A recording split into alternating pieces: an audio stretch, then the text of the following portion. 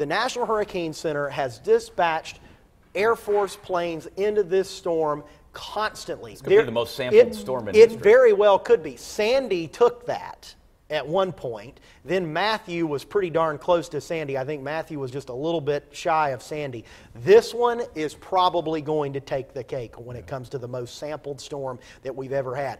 All resources from the federal government to protect the East Coast, or at least give as much warning to the East Coast of the United States, are in play right now.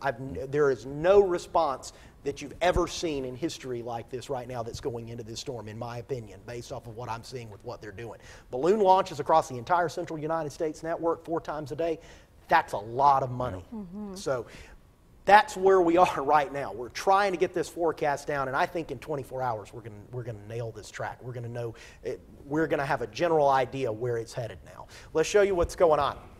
It's 5:18. This is the eye of powerful Category 5 Hurricane Irma lashing the northern Leeward Islands, headed toward the Virgin Islands. There they are, right there, and then Puerto Rico is just to the west. A couple of things you need to note. The storm is going to go just to the north of Puerto Rico, we think, as far as the eye is concerned. It's still going to be a very, very heavy impact here on the island of Puerto Rico. But what happens past Puerto Rico is key.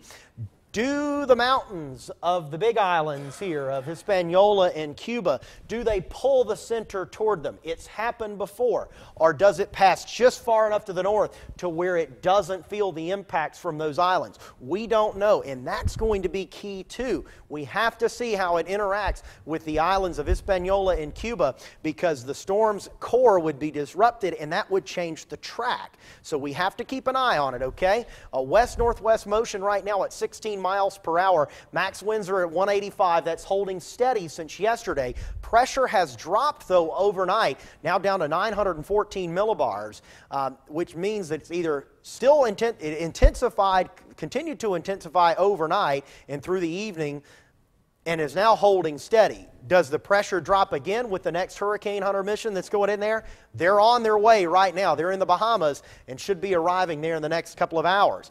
Here's the track. There's the sharp turn to the north, indicated by most of the forecast models now, and the Hurricane Center has that within their 5-day cone, with a direct impact on the state of Florida by Sunday morning or Sunday afternoon. And then after that, the storm either turns up the east coast of Florida and makes some sort of a direct impact in the Carolinas, or heads into the Gulf of Mexico. There's still enough spread here. We've got some time. Just keep doing what you're doing.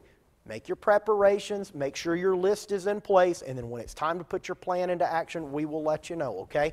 Right now, we've got nothing going on across the low country as far as rain is concerned. We had some thunderstorms overnight. We're in the low to mid 70s right now, headed for 80 out toward the beaches. Highs today will be in the mid to upper 80s with scattered thunderstorms on the way. Best chance for rain late this afternoon into tonight. High tomorrow, 83. Friday and Saturday look absolutely gorgeous with highs in the low to mid 80s and lows in the low to mid 60s.